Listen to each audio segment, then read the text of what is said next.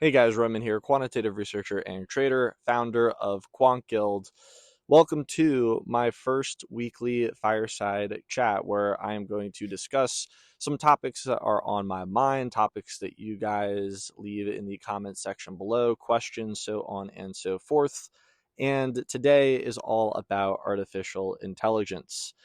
The reason for this fireside chat topic is due to my acute experience with AI over the past couple of days.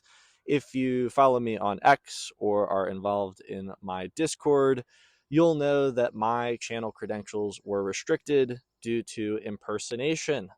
More on that in a moment. But you've also asked me over the past year, I've received a tremendous number of questions about whether or not quantitative finance is future proof. Is it a future proof space? Is AI going to replace quants? That is what we're going to discuss today. I'll start with my acute experience in AI, and then we will graduate to that broader discussion of replacing quants. So the other day, I tried to log into my YouTube studio and I found that I had a restriction placed on my accounts that I violated terms for impersonation. I was impersonating Roman Palucci from Quant Guild. And, last I checked, I was Roman Palucci from Quant Guild. So I submitted a formal appeal. I figured, this system flagged me as a false positive for impersonation. So let me submit an appeal, get this in front of a human, and we can resolve this situation very easily. Doesn't take a scholar to recognize that if you're impersonating yourself, it's sort of an oxymoron. So that was what I figured would happen. But after I submitted my appeal, they denied my appeal. Okay, so clearly it was just going to be another LLM or automated system that was going to deny the appeal in a systematic capacity. But I needed to get this in front of a human. So I spent an enormous amount of time trying to reach out and talk to somebody, some person who can just take a look at this case and acknowledge, hey, he is Roman from Quant Guild. There is no impersonation going on here. Let's just fully reinstate his credentials. But instead, what followed was just conversation after conversation, email exchange after email exchange, phone chat exchange after exchange with a large language model, continuously flagging the account as a false positive for impersonation. Now, eventually, I was able to get through to a human, and they took a look at the violation and said, oh, he is Roman from Quant Guild, and I was able to access my account, and that's why you're seeing this video right now. But this is raising a tremendous concern, at least in my point of view, for how we offload tasks to automated systems and large language models. This is certainly nothing new, but the sheer volume of tasks that can and are being just outsourced to these type of models is increasing at a substantial rate. And we've reached a point where progress in these models have plateaued. And this is something that I've been saying for years, is eventually it can only get so smart. There's a breadth and depth of knowledge before you just have to fine tune a model so specifically for a niche, for it to be productive in a general conditioning capacity, for it to be useful, that we need some other way of making it seem smart. And I always thought that that was going to be by allowing it to do things, allowing it to book calendar appointments for you, send emails. I'm not talking about just, hey, write this email for me, copy and paste. No, I'm talking about sending it, pressing send. I'm talking about managing your customer relationships, managing your databases, managing your payments. I'm talking about being capable of banning and restricting accounts in a systematic, purely automated capacity. I can't imagine the volume that YouTube deals with. Cannot imagine. It's probably absurd. But all of these systems and models, right? Every single model is wrong. Some are useful. And a tremendous amount of trust is being placed in these models, these LLMs, and they're being treated as if they are not just a model. They can't be wrong.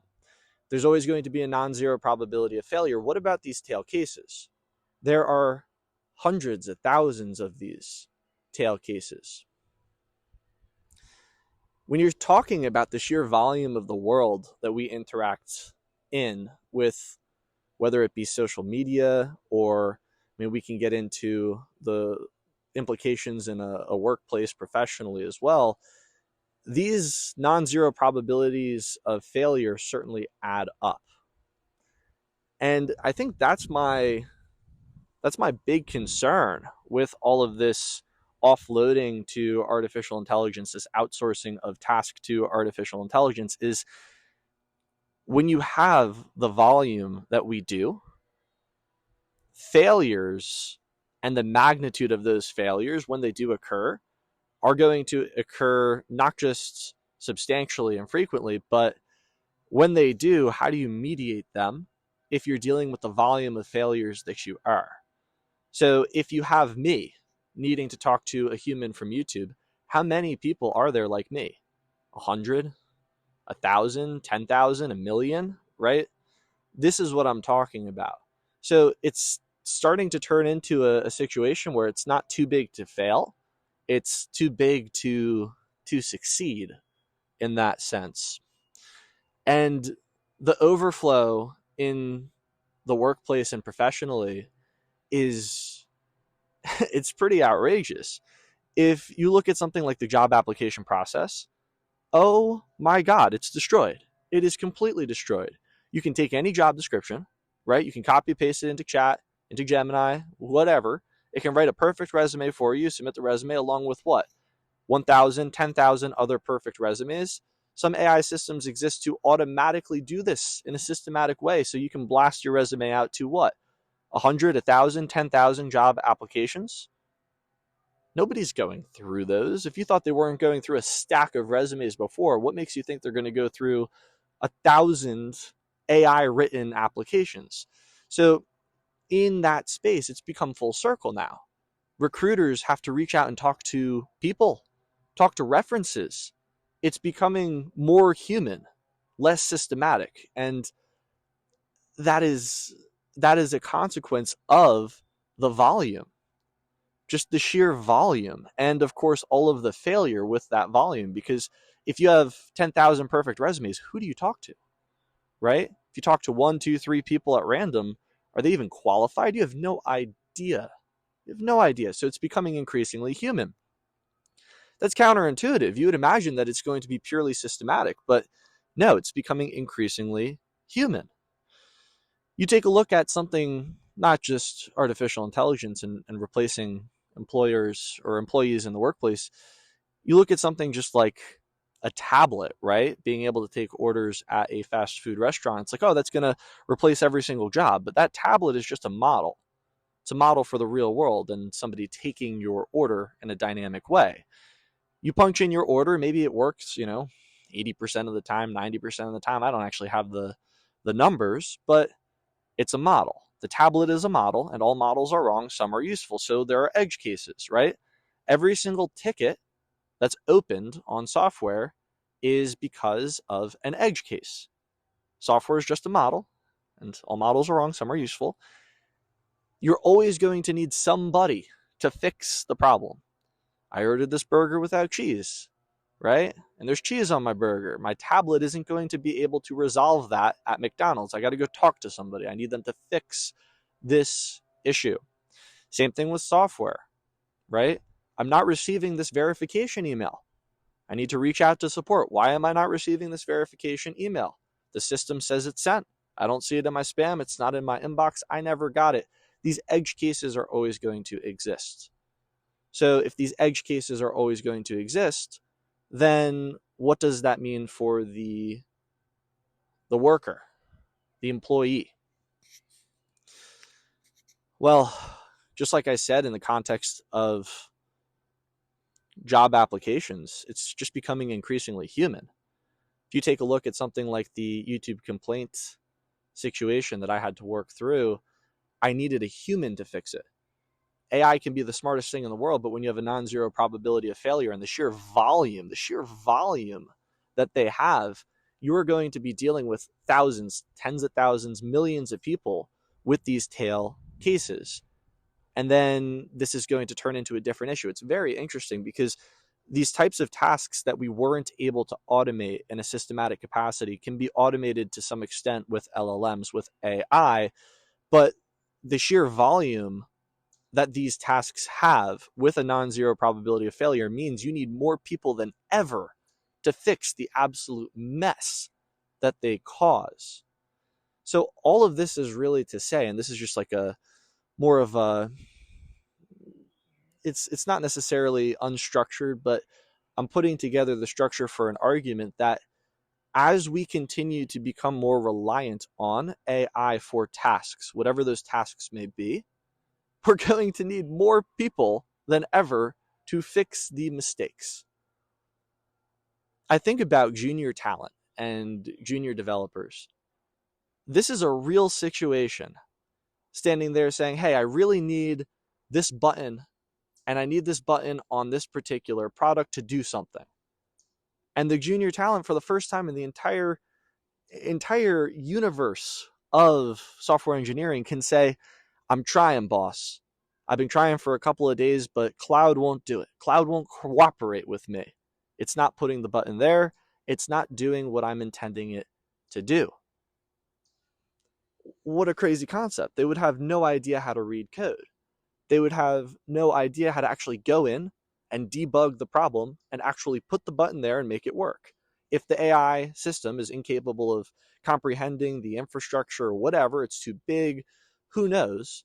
But this is a real conversation. This is a real conversation where junior talent may have no idea what a for loop is, but they can prompt an LLM to write code. Should you learn how to write code?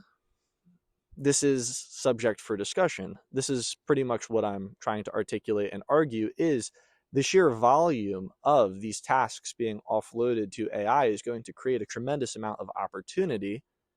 And whether or not that opportunity is going to be lucrative is subject for, again, discussion. It's going to depend on the industry and the role. But I mean, think about it. If you have a system, right? And the system is maybe it's supporting a large customer base and there's a problem that an LLM can't fix, you're going to need somebody that knows what's going on to fix that problem. This is this non-zero probability of failure that I'm harping on, and the sheer volume of tasks that's going to be just effectively outsourced to it. People are going to need to fix those problems. So when I think about the quantitative finance industry, I think about quantitative traders, developers, researchers. The landscape's completely different, sure, no doubt. Maybe what you needed 5 quants for, you only need 1 now. It's going to be a distribution like anything else. There's not going to be a black and white, just like at McDonald's, tablets don't replace people. If I got cheese on my burger, I got to get rid of that cheese, right? I didn't order it with cheese. Same is going to be true in the workplace in a professional capacity in these more intricate roles. But what used to take a team of 5, 10, 15 quants, maybe you only need a couple, right? Is it future-proof? Is the space future-proof? What I would argue is mastering your quantitative skills is the best way to make yourself capable and dynamic. I'm never worried professionally about work, finding work, building products, whatever it may be, because I am capable. I know math, probability, statistics. I understand how the markets function. I enjoy engaging with the markets. And that's because of my skills that I have learned through a combination of experience and my formal study, that is the knowledge. If everything got burnt to the ground tomorrow, right? No more YouTube, no more Instagram, no more Quant Guild, I would just do it again. And I would probably do it better because I know what not to do. This is what experience is. And experience builds confidence. So I guess what I'm really trying to say here in the context of everything that's going on is you shouldn't be trying to just future-proof your career. It's like, I'm going to be a quant and I know this is future proof and I'm good and that's it. No, it's about acquiring skills and being dynamic enough to continue to learn and pivot. And that is what future proof, that is effectively what is future proof, is your ability to continue to learn, to continue to experience, and continue to build and just adjust as the world needs adjusting. I anticipate over the next couple of years, we're going to see the consequences of outsourcing large language models, artificial intelligence to these more medial tasks, and the non-zero probability of failure creating all of these edge cases, all of the subsequent problems are going to demand a tremendous amount of human labor that, maybe you can argue unskilled labor could do this sort of work, just resolve these sorts of tasks that LLMs are just going to completely mess up, and fair enough. But I think about it kind of just like my McDonald's model, right? It's just going to be a blend of both. It's going to be a blend of, we have a model that's going to try to outsource some of this work. And at the end of the day, because of the non-zero probability of failure and the sheer volume of requests, we're going to need a lot of people to come in and fix the problems that those models create. So I think that's all I have to say on this topic for now. I hope you enjoyed this fireside chat. Let me know in the comment section if you agree, disagree, what other topics you might want to see me discuss in the future. Check out quantguild.com to master your quantitative skills. Other than that, I want to thank you so much for watching, and I will see you in the next video.